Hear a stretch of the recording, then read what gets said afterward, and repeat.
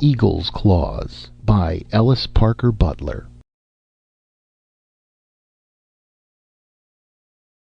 As Philo Gubb boarded the train for Riverbank, after recovering the silver loving cup from the interior of the petrified man, he cast a regretful glance backward.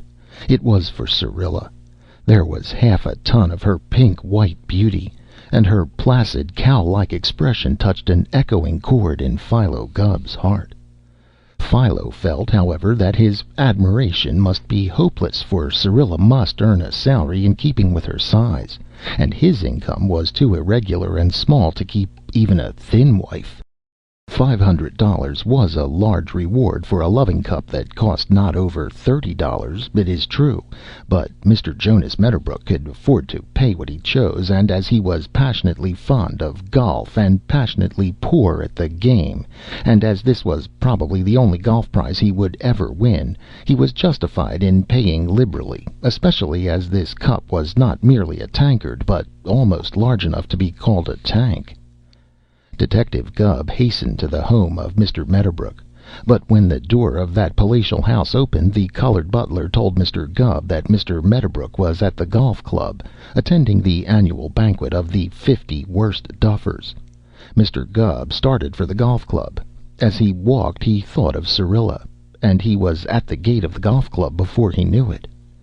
He walked up the path toward the clubhouse, but when halfway he stopped short, all his detective instincts aroused. The windows of the clubhouse glowed with light, and sounds of merriment issued from them, but the cause of Philo Gubb's sudden pause was a head silhouetted against one of the glowing windows.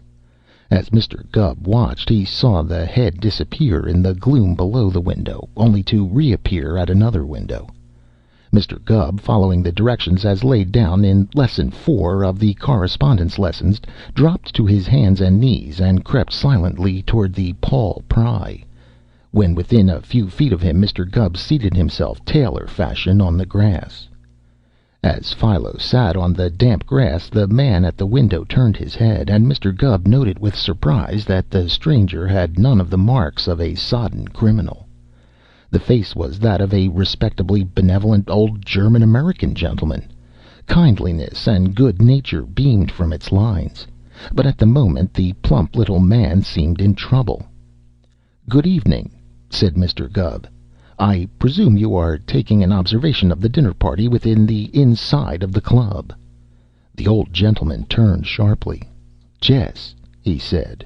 "I look at der peoples eating and drinking. Always I like to see dat. Und such good eaters. Dot man mit der black beard, he was a splendid eater." Mr. Gubb raised himself to his knees and looked into the dining room. "That," he said, "is the Honorable Mr. Jonas Medderbrook, the wealthiest rich man in Riverbank." "Medderbrook? Mettercrook," said the old German American.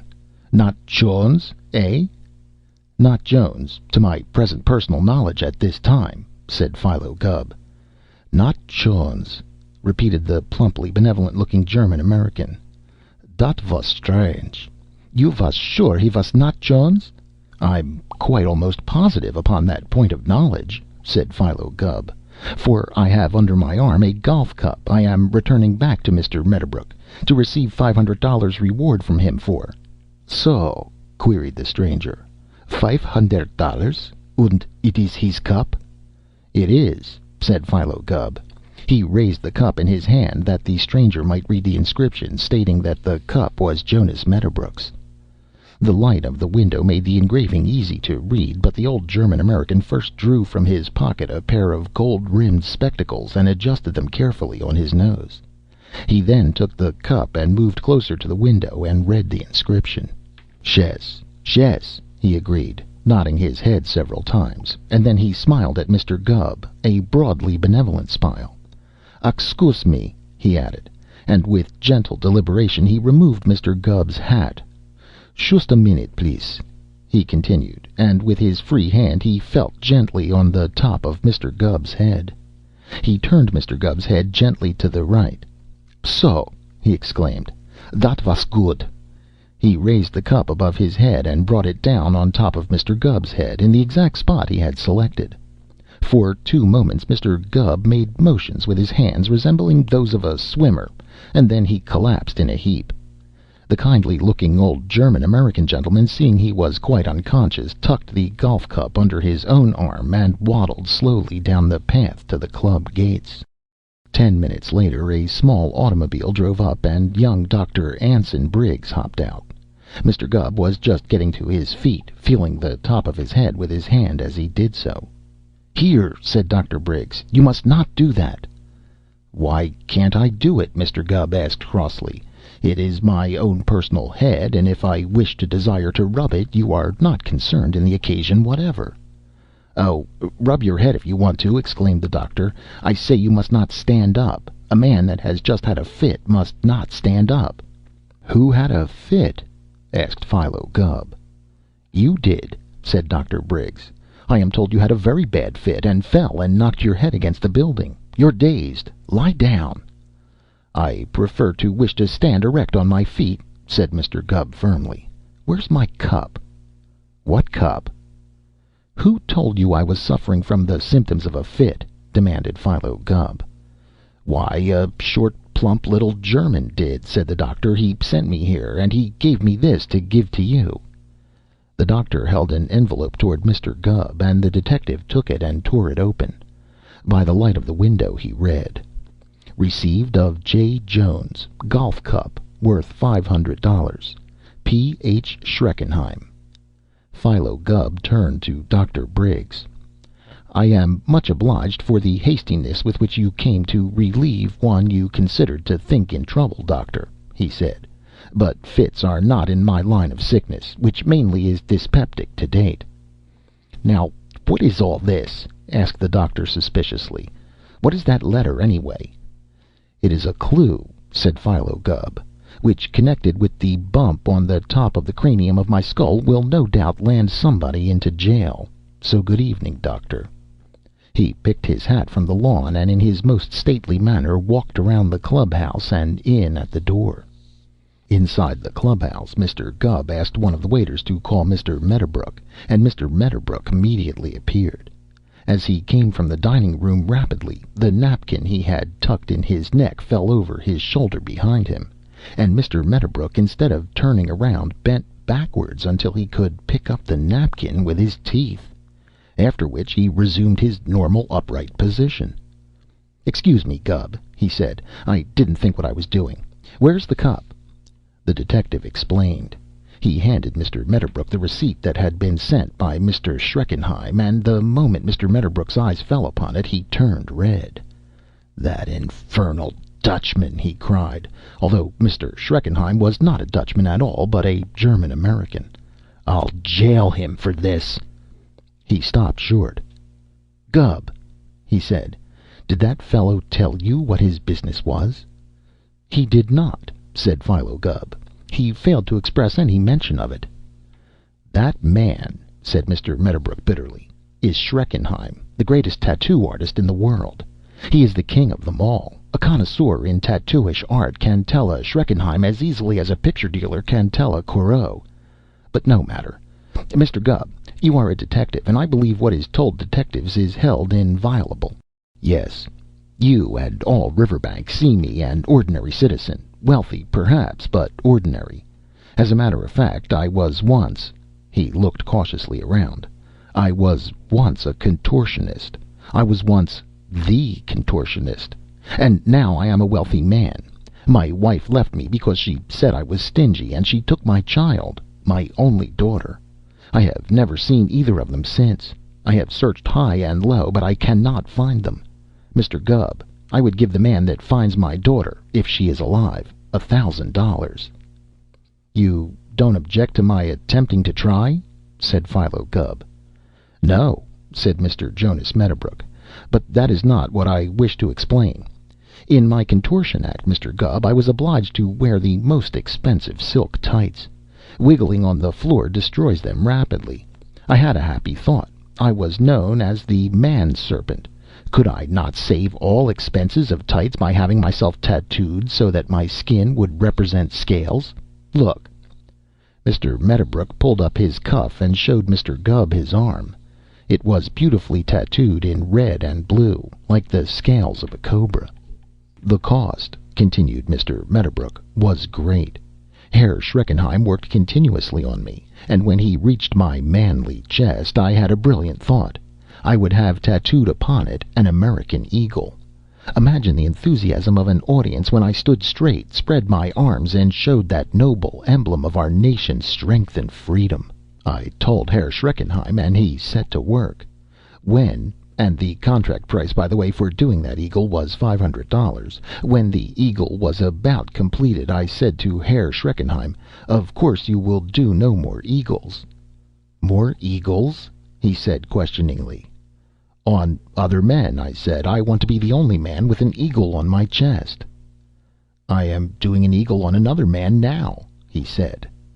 I was angry at once. I jumped from the table and threw on my clothes. 'Cheater!' I cried. 'Not another spot or dot shall you make on me. Go! I will never pay you a cent.'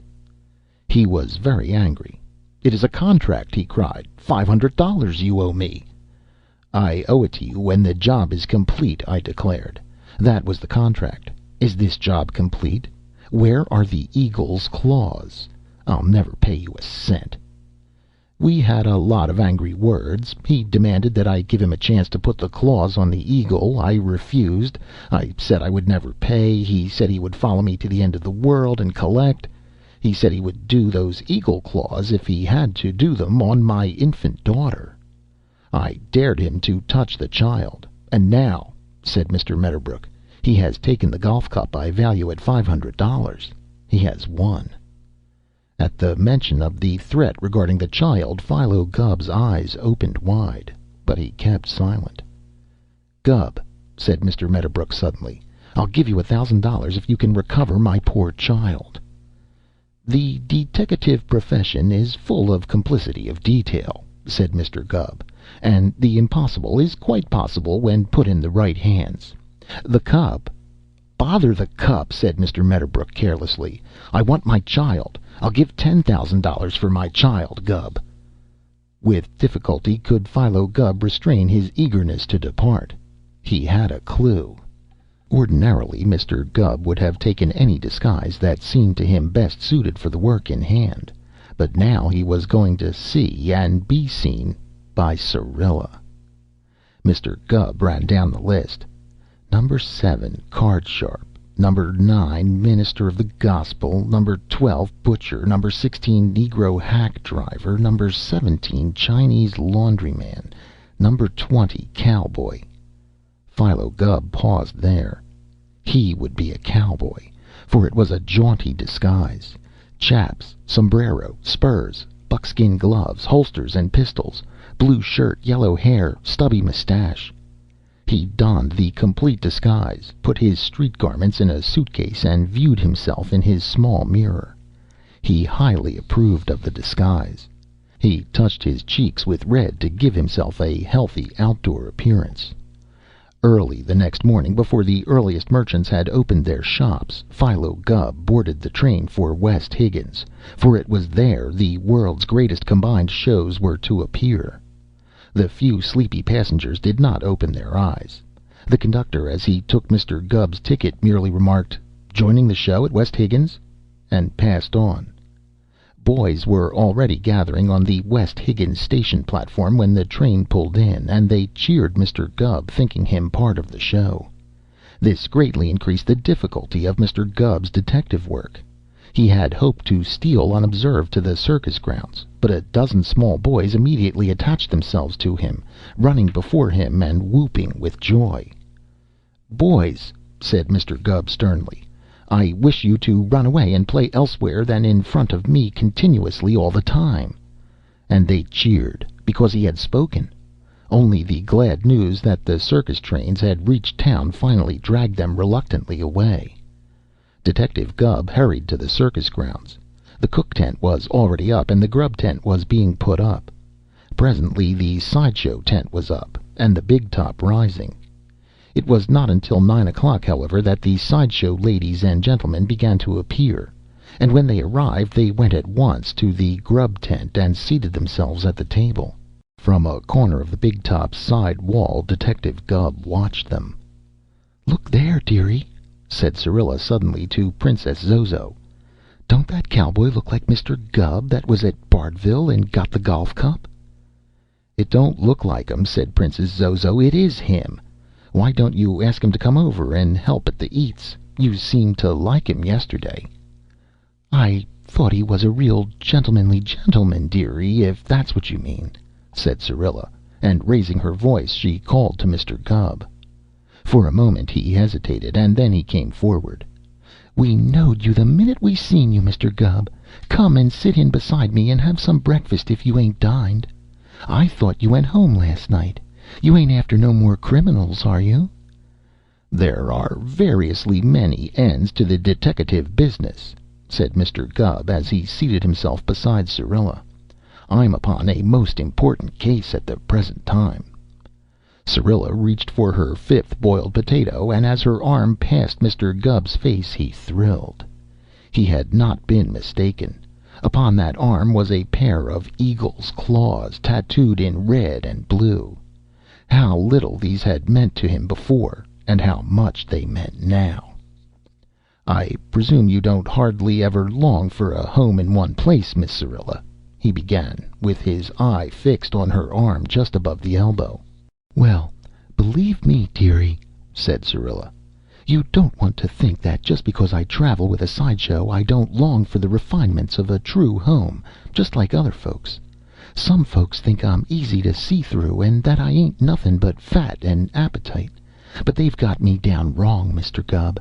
I was unfortunate in getting lost from my father and mother when a babe, but many is the time I've said to Zozo, I've got a refined strain in my nature. Haven't I, Zozo?" "You say it every time we begin to rag you about falling in love with every new thin man you see," said Princess Zozo. "You said it last night when we was joshin' you about Mr. Gubb here."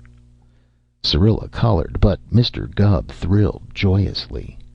"Just the same, dearie," Syrilla said to Princess Zozo, "I've got myself listed right when I say I got a refined nature.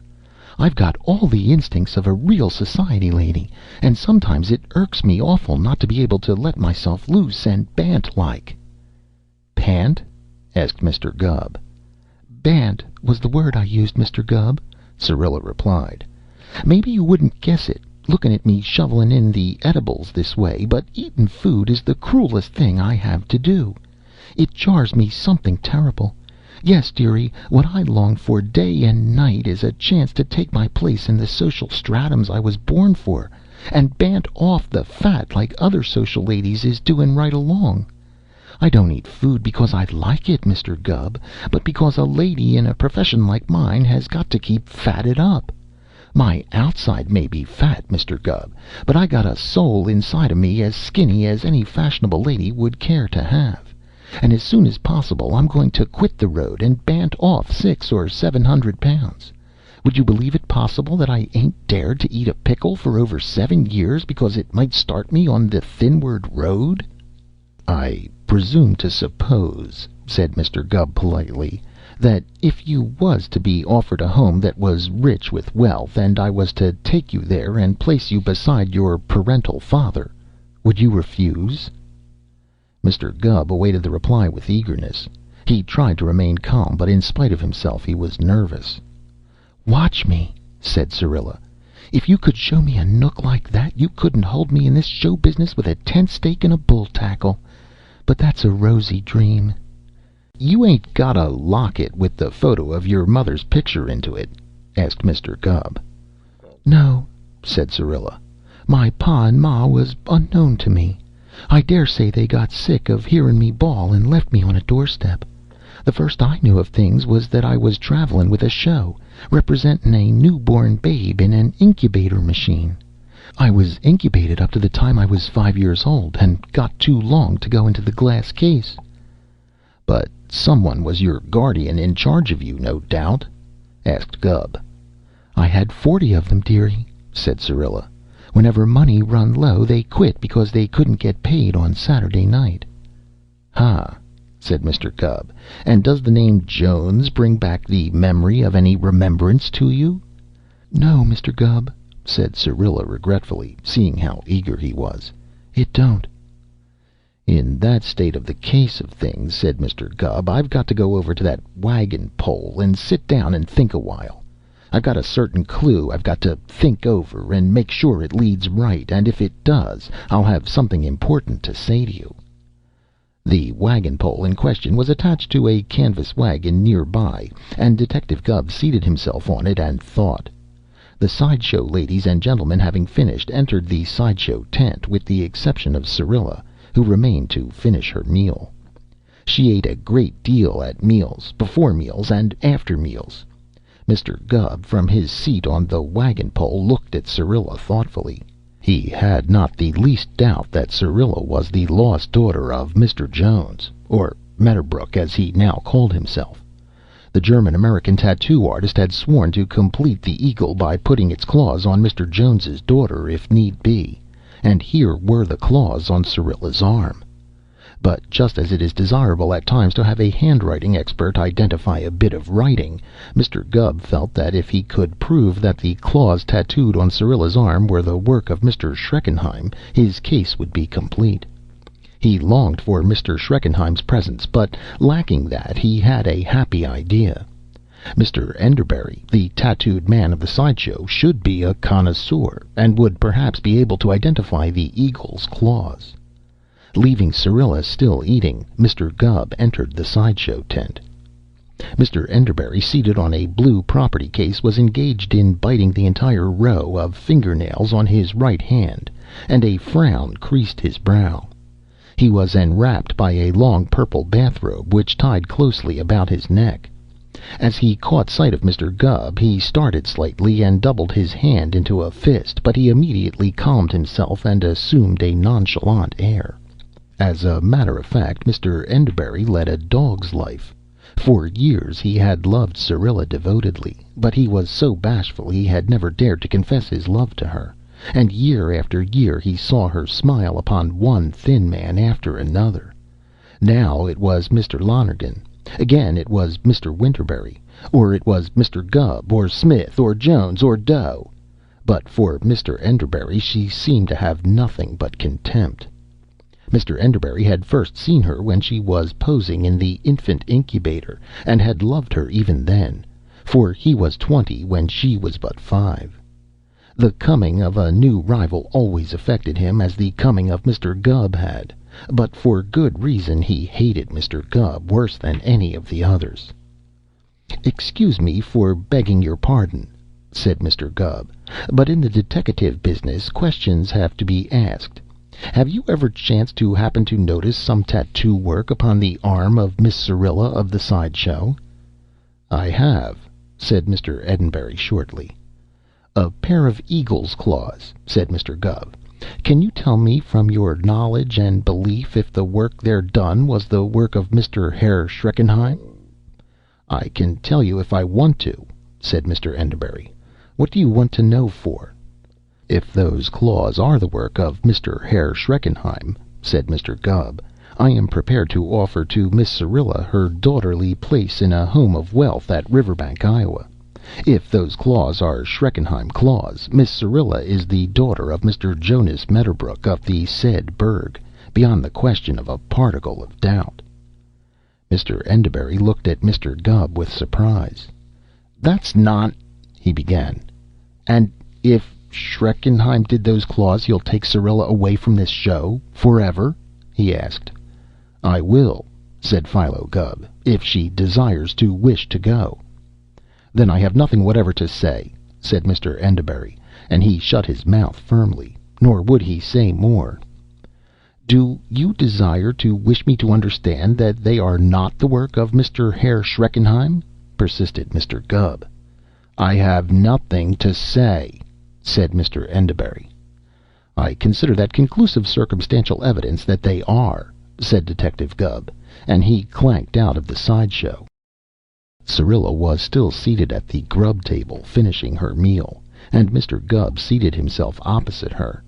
As delicately as he could, he told of Jonas Medderbrook and his lost daughter, of the home of wealth that awaited that daughter, and finally of his belief that Syrilla was that daughter.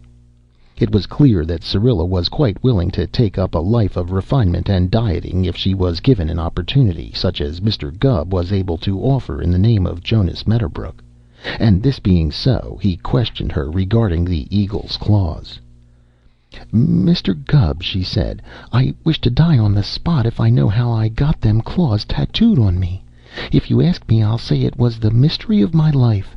They've been on me since I was a little girl, no bigger than why, who is that?" Mr. Gubb turned his head quickly, but he was not in time to see a plump, good-natured looking little German American slip quickly out of sight behind the cook tent. Neither did he see the glitter of the sun on a large silver golf cup the plump German American carried under his arm. But the German American had recognized Mr. Gubb, even through his disguise of a cowboy. "No matter," said Syrilla, "but these claws have been on my arm since I was a wee little girl, Mr. Gubb. I always thought they was a trademark of a hospital." "I was not knowingly aware that hospitals had trademarks," said Mr. Gubb. "Maybe they don't," said Syrilla, "but when I was a small child I had an accident and had to be took to the hospital, and it wasn't until after that that anybody saw the eagle's claws on me. I considered that maybe it was like the mark the laundry puts on a handkerchief it has laundered." "I don't know much about the manners of the ways of hospitals," admitted Mr. Gubb, "and that may be so, but I have another idea. Did you ever hear of Mr. Herr Schreckenheim?" "Only that Mr. Enderbury is always cross on the days of the month that he gets Mr. Schreckenheim's statements of money due. Mr. Schreckenheim is the man that tattooed Mr. Enderbury so beautiful, but poor Mr. Enderbury has never been able to pay him in full."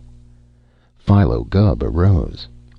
"I'm going to telegraph Mr. Medderbrook to come on to West Higgins immediately by the 3 p.m. afternoon train," he said, "and you will meet him as your paternal father and arrange to make your home with him as soon as you desire to wish it." At 5 o'clock that afternoon, Mr. Medderbrook, escorted by Mr. Gubb, entered the sideshow tent. The lady and gentleman freaks were resting before evening grub, and all were gathered around Syrilla's platform, for the news that she was to leave the show to enter a home of wealth and refinement had spread quickly. Syrilla herself was in tears. Now that the time had come, she was loath to part from her kind companions. "I tell you, Mr. Gubb," Mr. Medderbrook said, as they entered the sideshow, "if you have indeed found my daughter, you have made me a happy man.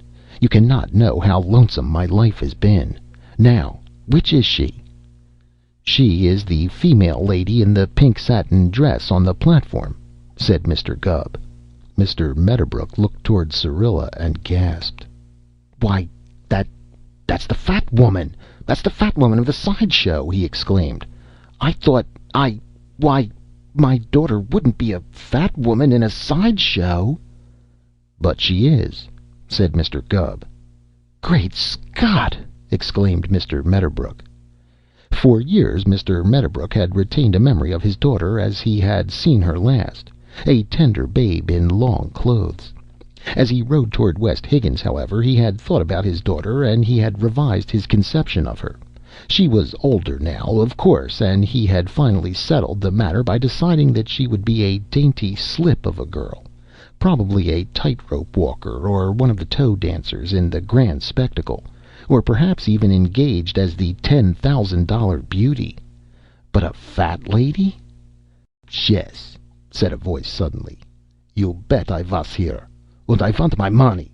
Years I have been collecting dot bill, und still you owe me. Now I come, and you pay me all what you owe me, or I make trouble." The voice came from outside the tent, and with surprising agility Detective Gubb dived under the platform and wriggled under the canvas wall. "I don't owe you a cent!" exclaimed the voice of Mr. Enderbury. "I've paid you for every bit of tattoo I have on me." $700 was der contract!" cried the voice of Herr Schreckenheim. "Und $10 is due me yet. I want it." "Well, you'll keep on wanting it," said Mr. Enderbury's voice. "Look here. Look at my chest. There's the eagle you did on me. Do you see any claws on it? No, you don't. Well, I'm not going to pay for claws that are not on me. No, sir." "Claws? I do some claws on you, don't I, when I do that eagle?" asked the German American. "Yes, but they're not on me now, are they?" asked Mr. Enderbury. "You can go and collect from the person that has them. What do I care for her now? She's going to quit the circus business. I've paid for all the tattoo that's on me. You go and collect $10 for those claws from Syrilla." "Und how does she get those claws on her?" asked Herr Schreckenheim shrewdly. "I'll tell you how," said Mr. Enderbury. "You remember when Griggs and Barton's circus burned down years ago? Well, Syrilla was burned in that fire, burned on the arm, and they took her to a hospital, and her arm wouldn't heal. So somebody had to furnish some skin for a skin grafting job, and I did it. The piece they took had those claws on it. That's what happened. I gave those eagle's claws to cure her, and I've hung around her all these years like a faithful dog, and she don't care a hang for me, and now she's going away. Go and collect for those claws from her. I haven't got them. She's going to be rich. She can pay you." Simultaneously there was an exclamation from Mr. Medderbrook, a cry from Syrilla, and a short, sharp yell from outside the tent. Mr. Gubb entered, spurs first, creeping backward under the canvas. As he backed from under the platform, it was observed that he held a shoe, about number 8 size, in one hand, and that a foot was in the shoe, and the foot on a leg, and the leg on a short, plump, elderly German American, who yelled as he was dragged into the tent on his back. In one hand of the German American was a large silver golf cup with a deep dent on one side. As Mr. Gubb arose to his feet, still holding the German American tattoo artist's foot in his hand, he said, "Mr. Medderbrook, the deteckative business is not always completely satisfactory in all kinds of respects, and it looks as if it appeared that the daughter I found for you is somebody else's. But if you will look at the other end of the assaulter and batterer I have in hand, you will see that I have recovered the silver golf cup trophy once again for the second time. And that," said Mr. Medderbrook as he took the cup from the German American's hand, "is remarkable work. The ordinary detective is usually satisfied to recover stolen property once, but you have recovered this cup twice." "The motto of my deteckative business," said Mr. Gubb modestly, "is perfection, no matter how many times." Mr. Gubb might have said more, but he was interrupted by Princess Zozo, the snake charmer, who had walked around Syrilla and unhooked 2 of the hooks at the top of Syrilla's low-necked gown. "Look!" she exclaimed, and she pointed to a second pair of eagle's claws tattooed between Syrilla's shoulder blades. Without a word, Mr. Medderbrook took $500 from his purse and handed them to Mr. Schreckenheim. "That pays you for the cup," he said, and then, turning to Syrilla, "Come to my arms, my long-lost daughter." After Syrilla had hugged her father affectionately, Mr. Gubb and the freaks laid him on the ground, and by fanning him vigorously were able to bring him back to life. Mr. Medderbrook's first act upon opening his eyes was to hold out his hand to Mr. Gubb. "Thank you, Gubb," he panted. "It's a big price, but I'll keep my word. The $10,000 shall be yours." "Into ordinary circumstances," said Mr. Gubb gravely, "$10,000 would be a largely big price to pay for recovering back a lost daughter, Mr. Medderbrook. But into the present case it don't amount to more than $10 per pound of daughter, which ain't a largely great rate per pound." End of The Eagle's Claws by